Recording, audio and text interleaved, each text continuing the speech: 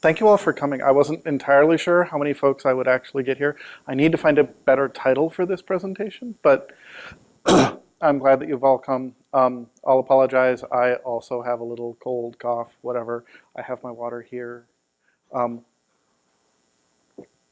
hoping to make this a very interactive talk, so please interrupt me, yell at me, raise your hand, whatever you feel most comfortable with. Don't call me names, though, preferably, but however you'd like, that's fine. So, look, I have two title slides. So, I'm curious, and with this number of people, I'll just ask, why are you here? And I mean that somewhat seriously, actually. I have, I think, 6 slides of content for the next 50 minutes. Where I spend my time, what we focus on, what is really driven by you guys, and what's the interesting part of what I want to talk about. And so this, I really do want to know why you're here. What made you choose to come here rather than the other awesome sessions that are going on this morning?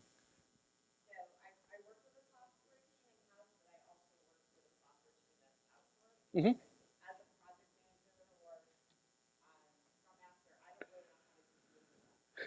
Okay. How do I deal with those guys over there? Yes.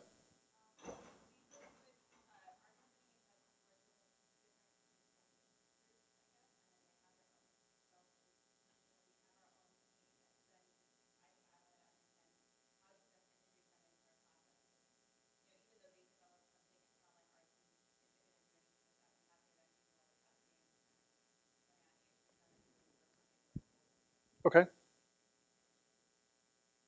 Any other reasons? Yes.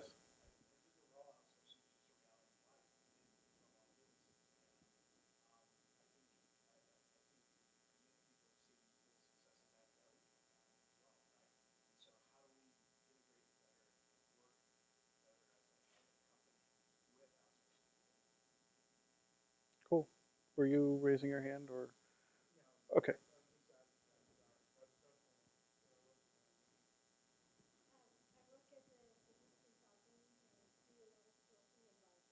Mm-hmm.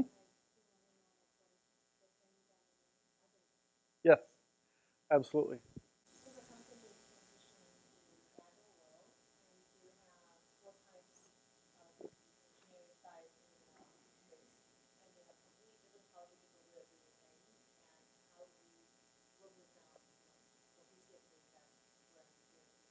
Cool.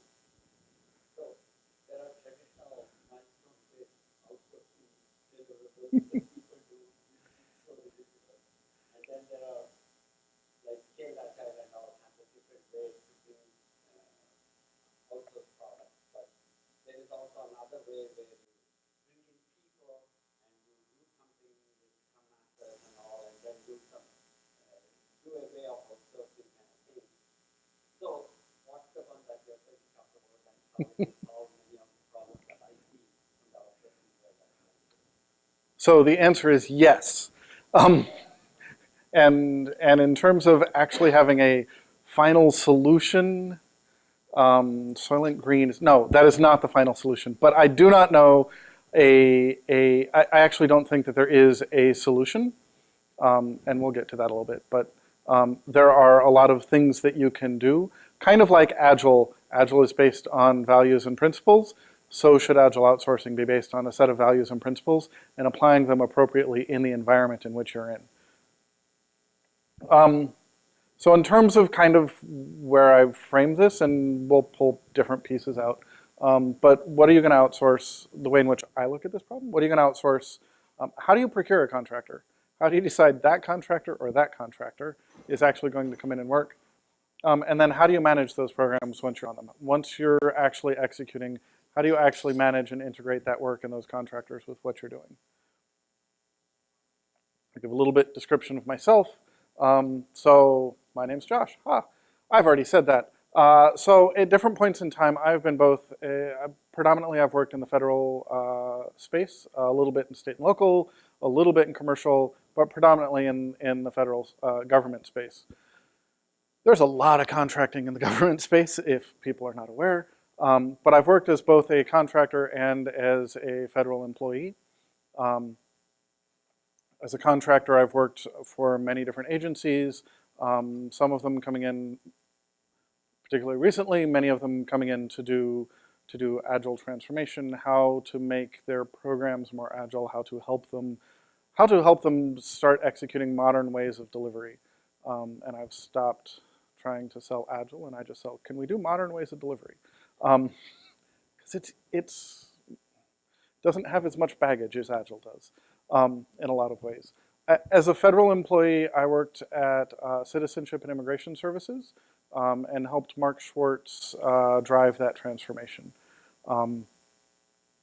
I was the division chief of the Applied Technology Division, which meant that all of enterprise architecture, all of quality assurance, all of independent tests, CCRM, actually all of software procurement all fell under me for the 80+ programs that Citizenship and Immigration Services uses to serve all of the people across the world, actually. If people have questions about CIS in terms of what they do, I can answer those later, but they occasionally show up in the news in different places. They are not ICE, they are not CBP. This is all of the legal stuff. But that's where I've been. In addition to working on that part at CIS, is when I came in, Mark, as the CIO, said, hey, I need an Agilist actually working on this procurement. So he had me go read 50 pages, the 50-page proposals from the 40 whatever vendors that we had who were saying that they wanted to do this. And I said, this was a really stupid way of doing procurement. He said, I know, fix it. I said, okay. So I ended up involved with a lot of the procurements that we did, talking a lot with the contracting office and then with other folks who were doing procurements to change the way in which we did procurement, as well as then having to change the way in which we managed procurement and executed it. So kind of going to your question of what is outsourcing. There are lots of different pieces of outsourcing: onshore, nearshore, application development. Hey, I just want a help desk. I wanted this, I wanted that. All of these are great. And yes, all of this is outsourcing. I'm not going to be like, oh, if you're in this particular frame, then you need to do this particular thing, because I think that gets way too detailed and into the weeds, and I want to set out some rules, not even rules, some guidelines, because guidelines are not as hard and strict for what you might want to do. The one piece of this that I will say is the most red herring on this slide is the firm fixed priced time and materials or cost plus. There is no right answer. Quit asking me that question. Not that any of you have, but I get asked, well, which one should I do? Should I do time and materials, firm fixed price, cost plus? I'm like, it doesn't matter. I can deliver and have delivered Agile under all three of those frameworks. It depends upon what you need, what the environment desires. Use that to determine which of those vehicles you're going to use. Don't try and force fit a type of payment system to then say, oh, therefore all Agile has to be time and materials or firm fixed price or cost plus. Use those intelligently as you go through. I don't like to spend a lot of time on this slide, so unless someone yells at me, I'm going to go on. I told you I don't have a lot of slides. But I will spend a little bit more time on this slide, and people may say, yeah, but this slide is the obvious one. I say, yes, I know. How do you decide what to outsource? I say, well, you look at your internal competencies and you figure out what else you need, and then you bring in the skills that you need, or you have another company do that particular piece of work. And I say, yes, absolutely. And how many companies do this well? Wait, do we have one that does it well? Maybe. I won't ask you for your individual companies, but if you've read The Unicorn Project, that's actually where I pulled Context versus Core, which I know Gene just released it like a couple weeks ago. But if you've read The Unicorn Project, towards the end of the book, he touches on that context versus core. What is it that's important to you as a business to do, and what is it that has become a little bit more standardized, or has become a little bit more yeah, we can just execute. And I'll tell a couple of examples. The first one, I was involved with a startup. I told you I've done a little bit of commercial work. I was involved with a startup for a relatively short period of time. We didn't do this. I was going to say we didn't do this well. We didn't really do this very much at all, perhaps. So startup was in the security industry, going to develop new software using AI and machine learning to improve different pieces of security for small and medium-sized businesses. Great ideas, great everything else. We didn't really look at what we needed the internal competencies to be when we started hiring. We had 6 executives before we had the first person on the ground who could actually who could actually write code in the keyboard. And I was one of them. I mean, I'll blame myself. This is not at all, oh, other people did this. I did this. I said, hey, and I came in to lead the Agile engineering and yep, run teams however you want. I said, we don't actually have any developers. We need them. Well, yes, I know. We're working on that. Like, by the way, we have to have something out in June. We have no developers. Well, okay, so since we haven't been able to find anyone and several of the folks involved with this had previously done government, we therefore outsourced our development work. As an IT company who's building software. Like, we were managing it, we weren't, and we did move in and hire developers as we got better at that, although there is still more of that that was outsourced than I would have liked, because this was our core product, our base, and we had problems with not only that then that wasn't really who our company was, and that we didn't really have the culture and the delivery mechanisms internally in order to do it, but also in managing and in dealing with those contractors, because their incentives were not the same as ours. And so looking at those decisions on a very early base, like as you're starting a company, or when you're very big, making those decisions, because I also worked in the federal government, which is at the very other end of the extreme in terms of scale, where we can't hire IT. I mean, you can. On the other hand, anyone who's tried to hire IT, well, San Francisco is a great place to hire IT, right? It's really easy. They're cheap. They're plentiful. You got all the skills you need. You just go out and you put out and you get all the applications in. That's how it works here, right? No? Oh. Well, the federal government's even worse, or not necessarily worse. Not only are we having to not be able to meet the payment, not meet salary expectations, but we're also going to take 6 to 9 months to actually hire anybody, because everyone wants to just wait around for a federal job. So we have to outsource large parts of our IT delivery within the federal government. But that doesn't mean that we ignored this. We were actually pretty good at this in the federal government, and a lot of places in the federal government are getting better. We said, okay, we can't hire the developers, but program managers, who we're going to hire a lot of in the federal government, because have to have technical capabilities. They cannot be people who push paper. They must be able to actually understand what's going on in the development of this product. They have to actually be capable and not simply managing a project, but actually IT program managers and product managers, and increasing the emphasis on the IT part of that instead of the project management part. And so we were deliberate at moving that needle. Would we have liked to move it further? Sure. But at moving that needle in the direction of you need more IT focus in the folks who manage IT. They have to be able to understand what's going on. Otherwise I have a very high probability of carrying watermelons. And if you don't know that phrase, green on the outside, red on the inside. You carry watermelons until they fall down, and then it's all red, and everyone realizes that this green dot that you've had on your status chart is not really green. So when you do your outsourcing, once you've defined this, hey, what do we want? Then you look, hey, are we going to outsource the entire function? Are we going to outsource individual pieces of that? At a lot of the federal government has a tendency to outsource individual programs or products. Hey, here's an IT application. I'm going to outsource the support for this IT application. And then I'm going to outsource support for this IT application. Then I'm going to outsource this IT application. We changed that model I've seen this model changed in a few places.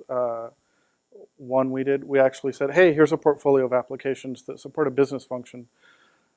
We actually said, so we're changing to support, instead of, hey, give me these capabilities for this application, I want support for this business function. By the way, these are the current applications. So I want you much more focused on the business delivery and on the business value, the outcomes that we're going to get that we need for this business function, rather than the nitty-bitty, you have to have the technical capabilities. But from a contractual point of view, I want focus on outcomes, I want focus on, in the federal speak, and mission value, rather than on just technical excellence and delivery and execution. Everyone is very quiet. I'm just kind of talking. But that's fine. The last slide is the one that's interesting anyway. So when I go to procurement, when I actually procure, I've done entire hour-long talks on procurement. So cut me off, Elmo, enough, let's move on if you haven't heard Elmo before. If I go too long on this, I'm trying to be deliberate. But you have to change the way in which you procure things. You have to actually engage your procurement or your contracting shop in order to change what you procure, how you procure it, what are the things that happen. It's not an IT decision. It's an IT and legal and procurement and execution in order to actually change the way in which you do some procurements. First, in my view, you need to do short. You might have very short procurements now, in which case, awesome, you're here. But a lot of places, a lot of large organizations, not just the federal government, I've had chats with others, need to get to shorter procurements. When it takes you, I'd even argue 6 months, but when it takes you the year that it takes it in the federal government or longer to do a procurement, to get a new contractor in, by that point, your original reason for hiring them has probably changed. And so you're out of sync now.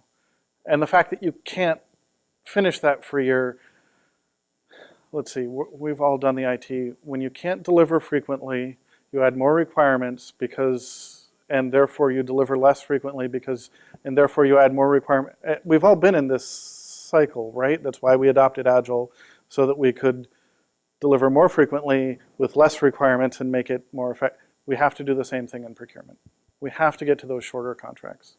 The other part of that is, particularly outside of the federal government. Inside the federal government, there are certain legal requirements in terms of, I have to compete this thing every 5 years or 3 years or whatever the case is.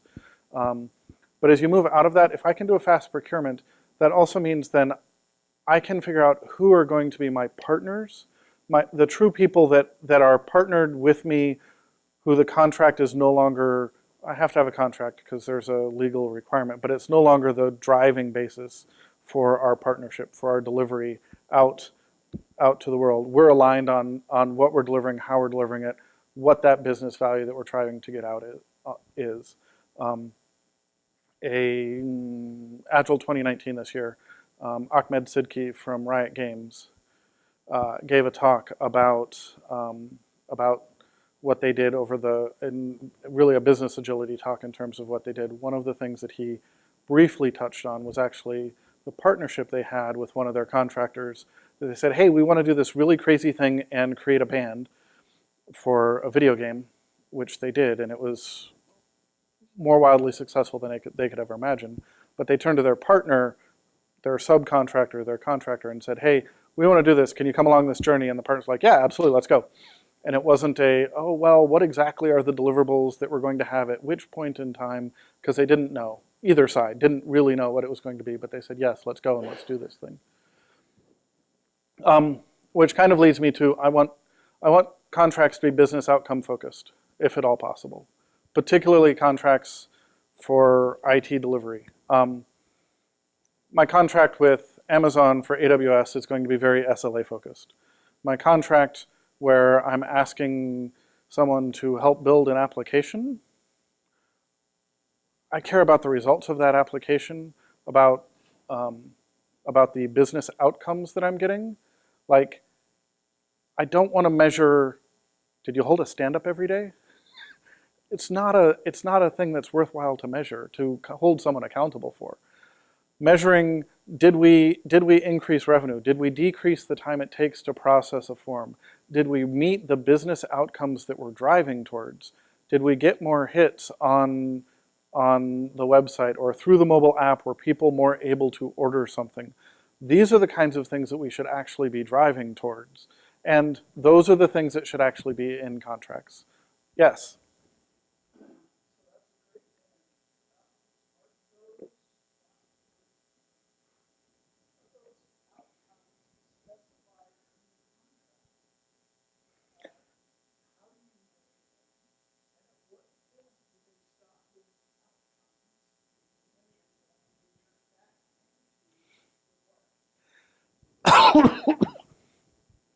So I'm going to try and we'll try and pull all of those threads, but if I miss one of them, ping me. So how do I measure them? And I'm also an Agile coach, so I'll give it depends. Isn't that the right Agile coach answer? But it really does depend. At outcomes, I need to figure out what is a business, what is the thing that I'm trying to drive towards. What I actually tend to prefer is that I am putting those in incentive kinds of things for a contract, particularly in the government space. In the commercial space, there are some things that you can do in terms of sharing of risk and reward based on, say, if it's an increase in revenue or profit or more people ordering through the system. Like, you can actually put some very specific, hey, if we reach this, then this is the share that we will do with that from a contractual point of view. So from a measuring perspective, my answer is I should be measuring those as a business anyway, and if I haven't figured out how, and government is actually very bad at this, it's one of the things that I've been helping some folks to do, is to actually figure out how they measure the mission value. How do I measure mission success? At CIS, there was lots of how do I really measure mission success? Yes, we process people, but which are the metrics that we want to drive down and improve? So that's from a measurement perspective. It depends. It really is a function of your business. But there are different ways of measuring business outcomes that whole other set of people talk about, and I have some ideas, but. And then when do they become simply requirements versus hey, I'm measuring to mission outcomes? I'm actually going to say that if I'm measuring mission outcomes, my requirements should be driving to those business outcomes anyway. So in some ways, they're uber epics or portfolio level. These are the outcomes, the goals that you're driving to. And it is one way of actually helping your company and contractor to have a discussion when you bring the requirements and say, hey, I really want you to do this. And as a contractor, you go, but this isn't driving towards these things that we're being measured against.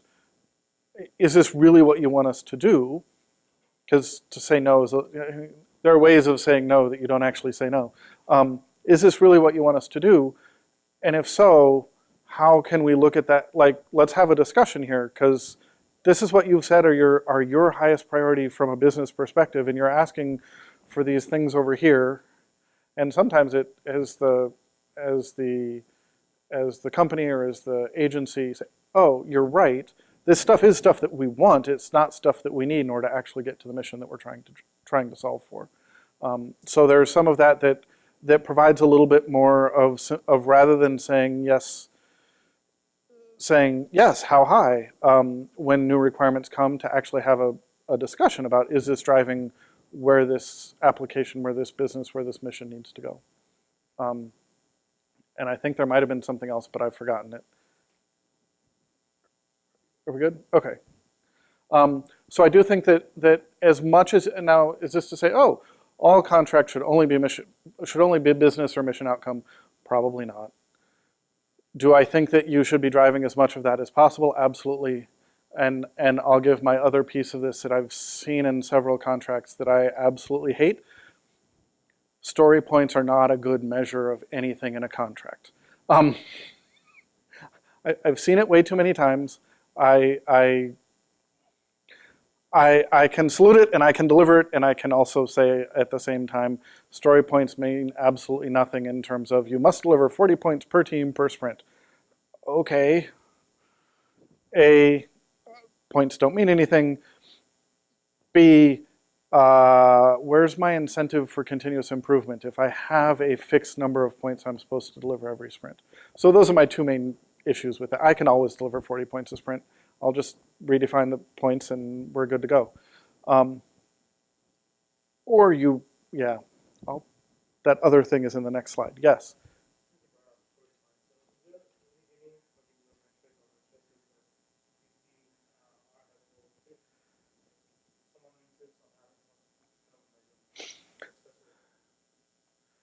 Are there measurements that are actually helpful? Cycle time. Cycle time, lead time. I actually really like continuous flow diagrams because they help provide a very visible, here's how stuff and where stuff is getting done. You can do lots of different calculations on them. I'm in the government, we have to do EVM. I do not recommend, if you do not have to do EVM, that you do EVM in any way, shape, or form. Unless someone wants to tell me that they're actually in the commercial side and doing EVM and where, but yeah, so far as don't use any of the EVM stuff in my opinion. But that is where I would drive is looking at cycle time, looking at, if you want to look at things like deployments per day, per week, how often I look for metrics that are how often am I delivering value to users, because unless I'm delivering it to users, it's irrelevant. And how often and how effectively am I getting feedback? Those are the two that I'm really looking for. And depending upon your organization and whether you're doing SAFe or Kanban or Scrum or Less or DAD or DSDM or Crystal, or I know no one actually does those anymore. Well, there are still people who do them, but they're not as, anyway. Whatever methodology you're using, like which are the ones that will really tell me how often and how often I'm delivering value, and what's the feedback that I'm getting out of that value that we thought we delivered? Yes.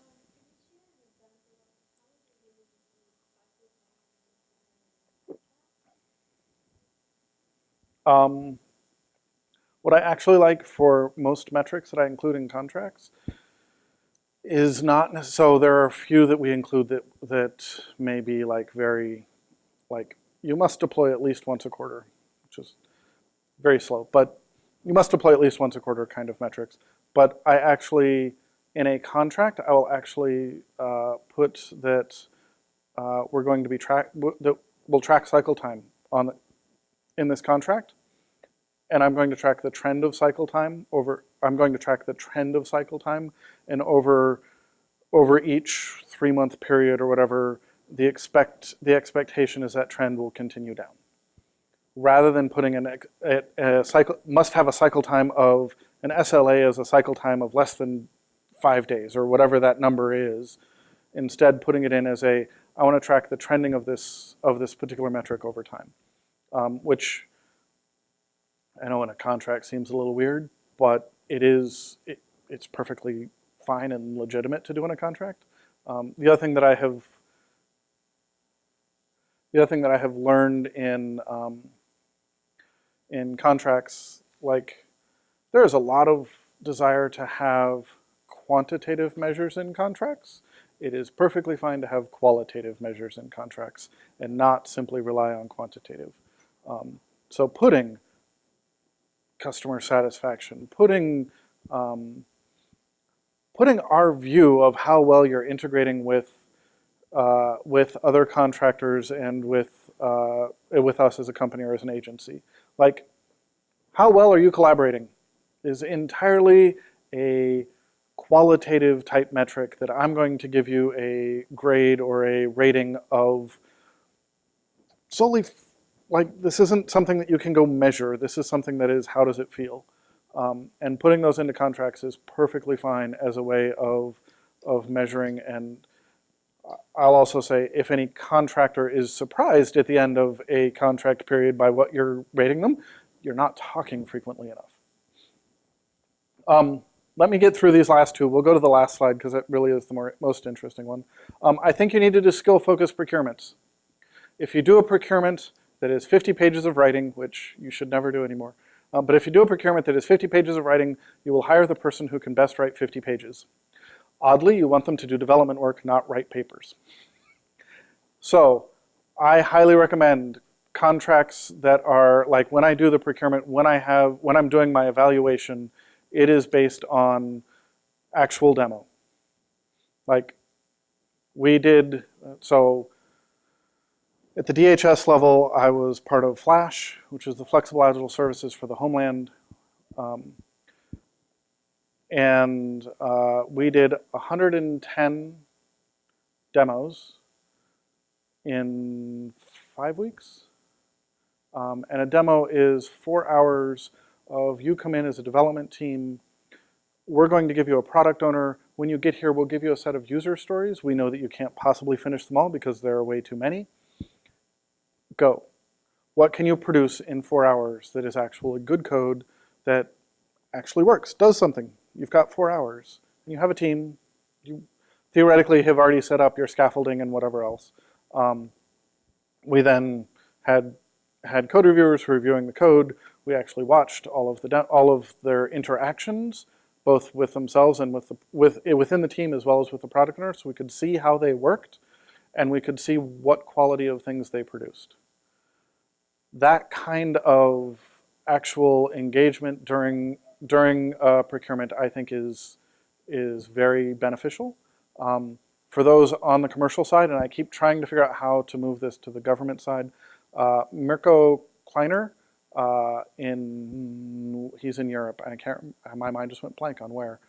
Actually, does the Lean Agile procurement, and it is a framework for bringing contractors in. They're all in the same room with you. You're having the discussion, and you're doing work for a day, basically, as your procurement. Saw the business model canvas, the Lean Agile canvas. He actually has taken that and modified it as a procurement canvas. So you have on one side what you do as a company, and on the other side the contractors, and each of the contractors fills it out individually in terms of what they can do. You have discussions, you do whiteboarding, you do actual work, and you figure out who's going to work best with you and how that's going to work well together. I really like the skill focus, the having a discussion kinds of procurements, rather than here, let me give you a written, or even let me stand up in front of you and give you a sales pitch if you're not actually engaging and talking. Like sales pitches where you're engaging and talking and you have people who have the technical expertise that can kind of validate, fine. But if it's just one where I come in and talk, I'm not as much of a fan. I have done and kind of like procurements where we did do orals, but it was contractor got there, we gave them a list of questions, we left the room for an hour, we came back and they needed to tell us they needed to give us their answers to those questions.